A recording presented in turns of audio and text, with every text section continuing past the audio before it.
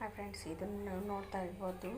ಇದು ಕೊತ್ತಂಬರಿ ಸೊಪ್ಪು, ಫ್ರೆಶ್ ಕೊತ್ತಂಬರಿ ಸೊಪ್ಪನ್ನು ನಾವು ದಿನನಿತ್ಯ ಅಡುಗೆಯಲ್ಲಿ ಬಳಸೋದ್ರಿಂದ ಆರೋಗ್ಯಕ್ಕೆ ತುಂಬ ತಂಪು ಇರುತ್ತದೆ. ಇದು ಅದೇ ರೀತಿ ಕೂಡ ಟೇಸ್ಟ್ ಕೂಡ ತುಂಬ ಚೆನ್ನಾಗಿರ್ತದೆ. ಯಾವುದೇ ಥರದ ಟಿಫನ್ಗೆ, ಆಮೇಲೆ ಪಲ್ಯಕ್ಕೆ, ಸಾರಿಗೆ ಯಾವುದಕ್ಕಾದ್ರೂ ಎಲ್ಲದಕ್ಕೂ ಹಾಕುವಂಥ ಇದು ಬೇಸಿಕ್ ಸೊಪ್ಪಾಗಿದೆ ಕೊತ್ತಂಬರಿ ಸೊಪ್ಪು. ಇದು ತುಂಬ ಒಳ್ಳೆಯದು ಆರೋಗ್ಯಕ್ಕೆ, ದೇಹಕ್ಕೆ ತಂಪನ್ನು ನೀಡುತ್ತದೆ. ಅದೇ ರೀತಿ ಇದರ ಘಮ ಕೂಡ ತುಂಬ ಚೆನ್ನಾಗಿರ್ತದೆ.